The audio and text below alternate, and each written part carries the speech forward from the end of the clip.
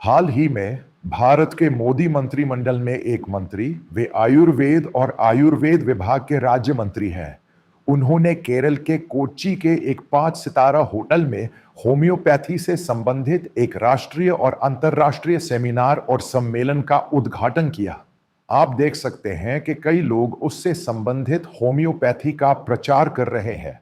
वो माँ थॉमस यानी पीटी थॉमस की पत्नी, वे एक विधायक हैं। हाल ही में जब वे एक मंचीय कार्यक्रम में भाग ले रही थीं, तो मंच गिर गया और उनका एक्सीडेंट हो गया।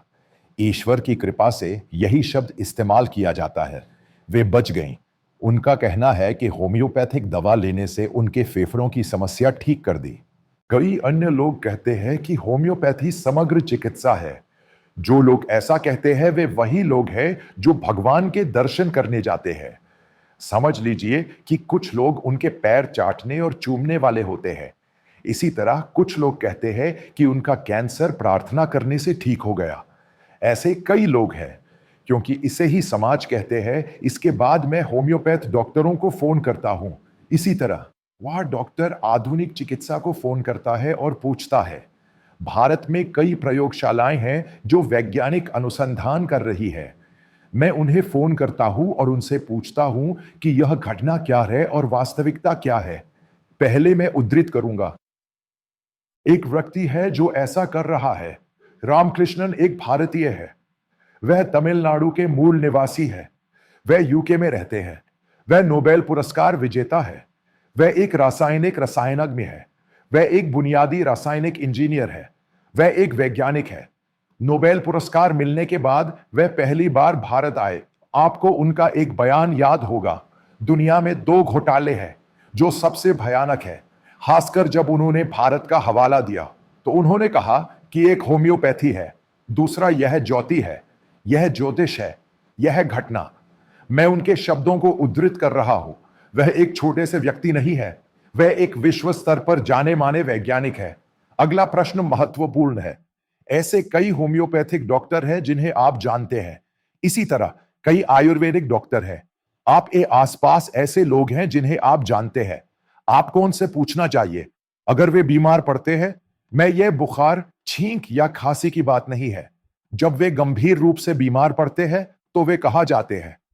आपको उनका अध्ययन करना चाहिए और देखना चाहिए कि क्या वे आधुनिक चिकित्सा पद्धति अपनाते हैं। वे एलोपैथिक चिकित्सा पद्धति अपनाते हैं। जब वे गंभीर रूप से बीमार पड़ते हैं, तो वे सबसे पहले एलोपैथिक आधुनिक चिकित्सा पद्धति अपनाते हैं। अब अगर उनके बच्चे कुछ सीखते हैं और इस स्वास्थ्य क्षेत्र में आगे बढ़ते हैं, तो वे आयुर्वेद और होम्योपैथी की बजाय एलोपैथी को प्राथमिकता देते हैं। उनके आधुनिक चिकित्सा पद्धति पढ़ने का क्या मतलब है? 2 आसान सवाल है। मैं आपसे यह सवाल पूछ रही हूं कि अगर आप उन पर नजर रखेंगे तो आपको पता चल जाएगा कि वे कहां जा रहे हैं। अब एक और डॉक्टर ने कहा, मेरे निजी चिकित्सक हैं, मेरी निगरानी कर रहे हैं। तो मैंने उनसे इस घटना के बारे में पूछा। उन्होंने कहा, उनका एक दोस्त है जो होम्योपैथिक डॉक्टर, उसके गुदा के पास एक समस्या थी, उसके इलाज के लिए होम्योपैथिक डॉक्टर के पास गया है। जब वे होम्योपैथी के पास गए तो यही हुआ। और वहां, आप जानते हैं, मीठी दवा की तरह छोटा मनका होती है, जैसे कोकून, और वे उसमें ये पानी डालते हैं। और मैं भी बचपन में जाकर इसे खाता था, क्योंकि हम स्वतंत्र रूप से सोच नहीं सकते, क्योंकि हम अपने माता पिता के कहे अनुसार चलते हैं, क्योंकि शुल्क कम है। इन डॉक्टरों को देखने वाला कोई नहीं है। क्लिनिक खाली है। और जिस मरीज ने यह कहा था, वो इस डॉक्टर के पास गया और फिर बातचीत बंद हो गई और फिर वह सबसे खराब स्थिति हो गया। फिर उन्होंने पूछा कि आपने इस आधुनिक चिकित्सा के संबंध में उनका स्कैन करने के लिए क्यों कहा। जिस होम्योपैथी के पास वे गए थे, उन्होंने कहा कि उनका इलाज नहीं हुआ। ना कोई स्कैन था और ना ही कोई रिपोर्ट, ना ही रक्त जांच। उसे कैंसर था, जिसका अर्थ है कि विकिरण से भी इलाज नहीं हो सकता था। वह रोगी अभी भी जीवित है और उसका अभी भी इलाज चल रहा है। वह बहुत बुरी हालत में अंतिम चरण में गया था। मैं आपको सैकड़ों उदाहरण दूंगा। आप जानते हैं, बाबा रामदेव, यानी इस योग के संबंध में उन्होंने कोविड के खिलाफ एक दवा बनाई और उसे पूरी तरह से बदलने के लिए कहा कि वह दवा या तो कोविड है या कोविनो। उन्होंने कहा कि 100% यकीन है कि कोविड ठीक हो जाएगा। मैं आपको सबूत देता हूं। मैं आपको 10 या 15 सबूत, भौतिक सबूत देता हूं। जो लोग जानते हैं, दिल्ली में उत्तर भारतीय आयुर्वेद की बड़ी घटनाओं के कारण यह कोविड एक सामूहिक हत्या बन गया है और इतने सारे लोग ऐसे ही मर रहे हैं। दिल्ली दिल्ली आपके लिए लहर। मुझे याद है कि जो लोग ये सब खाकर मर गए और अब एक भी नहीं बचा। जो जिंदा है और कुछ लोग जिन्हें इसकी वजह से लिवर सिरोसिस हो गया है। और अब भारत में इस आयुर्वेद की मान्यता है कि अगर आप शराब पिएंगे तो लिवर को सबसे ज्यादा नुकसान होगा। हर किसी के पास यही आयुर्वेद है। अगर आप ज्यादा खाएंगे तो यह घटना घटेगी। इसके इतने सारे सबूत हैं। हमें इसे तब समझना होगा जब हम अपनी आंखों के सामने बैठे हो। ये होम्योपैथी और ये आयुर्वेद यानी छींक और खांसी में कुछ काढ़े मैंने भी पिए हैं। ये सच है। मैंने तय कर लिया है कि मेरे पैर का दर्द चला गया है। ये सच है। लेकिन इनमें से कोई भी सामग्री या मिट्टी का नहीं है। कुछ डॉक्टरों को अनुभव होता है, कुछ को बोधी, कुछ लोगों को यह बीमारी होती है। लेकिन फिर भी आधुनिक चिकित्सा इसका पूरी तरह से निदान कर लेगी क्योंकि वे सभी परीक्षण करते हैं। वे इसका स्कैन करेंगे, वे ऐसा करेंगे, उसके बाद वे आनुपातिक करेंगे। वे कई बीमारियों के आधार पर दवा लिखते हैं। यानी मैं आपका भाई हूं और आपको यह बात उठानी चाहिए क्योंकि मैं जो कह रहा हूं उसमें सच्चाई है। आपको छोटी छोटी चीजों के लिए इस होम्योपैथी को अपनाना चाहिए, लेकिन आपको आधुनिक चिकित्सा पर निर्भर रहना चाहिए, भले ही आप इस पर पूरी तरह निर्भर हो। इस आयुर्वेद में अगर कोई चोट घाव है तो आपको इसे अपनाना चाहिए और मलहम लगाना चाहिए, लेकिन इसे दवा न खाए। क्योंकि बहुत से लोग जो कहते हैं कि आयुर्वेद के दुष्प्रभाव नहीं है, ये एक सफेद झूठ है। आयुर्वेद के दुष्प्रभाव है। इसका एक लंबा ट्रैक रिकॉर्ड है। इसके दुष्प्रभाव है। इसी तरह केरल और भारत में कुछ लोगों ने इस सिद्ध चिकित्सा को मत छुओ। ये मेरा अनुरोध है। मुझे कई घटनाएं पता है, यानी मैं जो कह रहा हूं उसकी पुष्टि करने और इन वरिष्ठ होम्योपैथ और आयुर्वेद चिकित्सकों से पूछने के बाद उन्होंने जो कुछ भी कहा उसकी एक सीमा होती है। कुछ बातें छुई नहीं जा सकती। अब उमा थॉमस की बात पर आते हैं। जब वह अस्पताल में थी तो उन्होंने क्या कहा था? उनकी हालत बहुत गंभीर थी, बहुत गंभीर थी। किसी ने उन्हें अस्पताल में झूठे नाम से ये होम्योपैथिक दवा दी थी। उनके फेफड़े चमत्कारिक रूप से ठीक हो गए थे। यानी अगर ये महिला मानसिक रूप से स्वस्थ नहीं है तो इसे मानसिक स्वास्थ्य के कारण कोई समस्या है। एक बात तो यह है कि कोई दुर्घटना हुई होगी क्योंकि उनके पति सीएमसी मेडिकल कॉलेज में कैंसर के मरीज है और उनका बेटा एक दुर्घटना में गंभीर रूप से घायल हो गया था। मैं पीटी थॉमस को व्यक्तिगत रूप से जानता हूं क्योंकि वह वायनाड में मधुमेह से संबंधित व्यक्ति है। मुझे उनका नाम नहीं पता, तो मैंने उसे फोन किया और पूछा कि इस बारे में पीटी की क्या राय है। उन्होंने कहा कि यह झूठ है। उन्होंने कहा कि उन्होंने बहुत ज्यादा चीनी खा ली और उन्हें डायबिटीज हो गई। मैं कोई नाम नहीं लूंगा क्योंकि यह गलत था। बाद में यह एक बड़ी शिकायत बन गई। उस व्यक्ति ने यह प्रोग्राम शुरू किया और इसे ऑनलाइन कर दिया। यह कहीं नहीं जाता। इसे वही रहने दूं क्योंकि मैं उनका नाम नहीं लेता। लेकिन पीटी थॉमस उमा थॉमस की एक भी बात पर विश्वास नहीं करते। उनका बेटा ऐसे ही सोया था। पीटी थॉमस की पत्नी वहां क्यों गई और थोड़ी देर बाद यहां क्यों आई? और इस बात को ना ले, किसी भी बात पर विश्वास ना करें।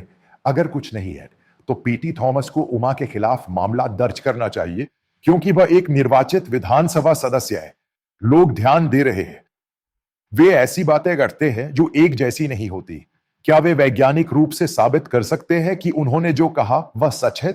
अगर वे कहते हैं कि इसे लेने के बाद उनमें बदलाव आया तो उन्हें आधुनिक चिकित्सा से पूरी तरह से किनारा कर लेना चाहिए और फिर उन्हें इस घटना को साबित करना चाहिए। अगर कोई कुछ कहता है और आपको उस पर विश्वास दिलाता है तो उसके गलत होने के बाद उस पर विश्वास न करें। आपको केवल सबूतों के साथ ही चीजों पर विश्वास करना चाहिए। यानी आरिफ हुसैन इससे संबंधित पंजीकरण रद्द करने का पूरा समर्थन करते हैं क्योंकि वह एक डॉक्टर हैं जिन्होंने अंदर पंजीकरण प्राप्त किया है। अंदर एक कोर्स है। क्या आयुर्वेद नहीं है या होम्योपैथी नहीं है? समझ लीजिए कि वे अपने कई मेडिकल कॉलेजों में लोगों को इसकी पढ़ाई करने के लिए भी नहीं लाते हैं क्योंकि भारत के लोग और डिजिटल युग में लोग समझ गए हैं कि यह एक घोटाला और धोखाधड़ी है। जिन लोगों ने यह सब किया वे आजीविका नहीं, समग्र चिकित्सा है। अगर कोई बीमारी है तो उसे सत्यापित और समझना होगा। आधुनिक चिकित्सा के पास उपकरण और परीक्षण है। ठीक है, यह जरूरी नहीं है कि आपको मधुमेह और उसके प्रकार हों। यह डॉक्टर ऐसा कहने वाले को देखने के बाद फैसला कैसे लिख सकता है? आयुर्वेद इसके बारे में बहुत कुछ कहता है, यानी मीठी गेंदें। यह सिर्फ वैकल्पिक सप्लीमेंट है, यह नियंत्रित है। आप इसे सप्लीमेंट के तौर पर ले सकते हैं। डॉक्टर से पूछकर ही लेना चाहिए, वरना मत लीजिए। किसी को भी खुद डॉक्टर नहीं बनना चाहिए। मूर्खों की बातों में मत आना, उन्हें इस बारे में कुछ नहीं पता। लोग सोशल मीडिया पर बस एक दूसरे को कोस रहे हैं। इसे खाओगे तो डायबिटीज दूर हो जाएगी, ये खाओगे तो कैंसर दूर हो जाएगा, वो खाओगे तो कैंसर दूर हो जाएगा, गोमूत्र खाओगे तो कैंसर दूर हो जाएगा। ये सब बकवास है। जिस वैज्ञानिक सोच में हम रहते हैं वो यही कह रही है। दुनिया में आप देखिए, ये अंधविश्वास, ऐसा ही ज्योतिष, ऐसा ही कोई बाबा। कुछ लोगों ने प्रार्थना की और कैंसर ठीक हो गया। मैं आपको एक सबूत देता हूं। मेरे देशवासी और मेरे दोस्त बिनोय चढ़पिल्ला है। वो कम्युनिस्ट पार्टी के सदस्य थे। वो बड़े विश्वास के साथ उनके पास गए और जब उन्होंने कहा कि उन्हें कैंसर है और इसी वजह से यह बदलाव आया है, तो मैंने कहा कि मैं इसका कारण जानता हूं और साथ में अध्ययन करता हूं। मैंने कहा अपनी आरसीसी का सबूत लाओ। अभी तक उन्होंने कोई सबूत नहीं दिया है, क्योंकि मैं सबूत देखूंगा। कभी कभी भले ही आप कहें कि यह बदलेगा या नहीं, इन सब के लिए वैज्ञानिक प्रमाण की आवश्यकता होती है। समग्र उपचार जैसी कोई चीज नहीं होती, यानी आप अपनी स्थिति को वैज्ञानिक रूप से समझते हैं। इसीलिए विज्ञान को विज्ञान कहा जाता है। जब तक कोई दिव्य या ज्ञानी व्यक्ति आकर आपको गले लगाता या छूता है, तब तक यह सब सही नहीं हो रहा है। यह सब हो रहा है। कई जगहों पर कई घोटाले हो रहे हैं। होम्योपैथी भी ऐसा ही घोटाला है। अगर आप ऐसी बकवास कहते हैं तो आप इसे पूरी तरह से खारिज कर सकते हैं। आपका स्वास्थ्य ही आपका धन है, अर्थात स्वास्थ्य ही धन है। बीमारियां होंगी। इतनी बूढ़ी होने के बावजूद यह 72-74 वर्षीय माता अमृतानंदमयी, मैं अब भी उन्हें सुधामणि कहता हूं। मैं उन्हें आदर से बुलाता हूं। हालांकि उन्हें कोई बीमारी हुई है, फिर भी उन्हें यकीन है कि उन्हें मधुमेह है। ये सब देखेंगे, सब देखेंगे। 100% लोग इसका प्रमाण देखेंगे। देखेंगे तो पता चलेगा कि इस उम्र में पहुंचने के बाद और भी कई बीमारियां होंगी और भी बहुत कुछ। ये इसी का हिस्सा है। इससे जुड़े कई लोग बकवास कर रहे हैं, यानी दुनिया के लोग वैज्ञानिक तरीके से जीने के बजाय ऐसी बकवास का इंतजार कर रहे हैं। ये एक भूल है, ये एक बड़ी भूल है, क्योंकि ये समाज को गलत रास्ते पर ले जा रही है। यानी विज्ञान पर अड़िग विश्वास, ये एक धोखा है, सांसारिक धोखा है। ज्योतिष एक सांसारिक धोखा है। प्रार्थना से कैंसर ठीक हो जाएगा, वह भी एक सांसारिक धोखा है। और ज्योतिषियों, ये घटना आधुनिक चिकित्सा के सामने नहीं है, ये जमीनी हकीकत है। अगर आपको कोई बीमार व्यक्ति मिले और उसे बीमारी, इलाज, सर्जरी, कार्यक्रम आदि की जरूरत हो, तो ये करें। जिन्हें इसकी जरूरत है उन्हें यह करना चाहिए। वरना अगर आप इसी तरह के कई पानी मिलाकर पी लेंगे तो घटना बेकार हो जाएगी। ये सब धोखा है।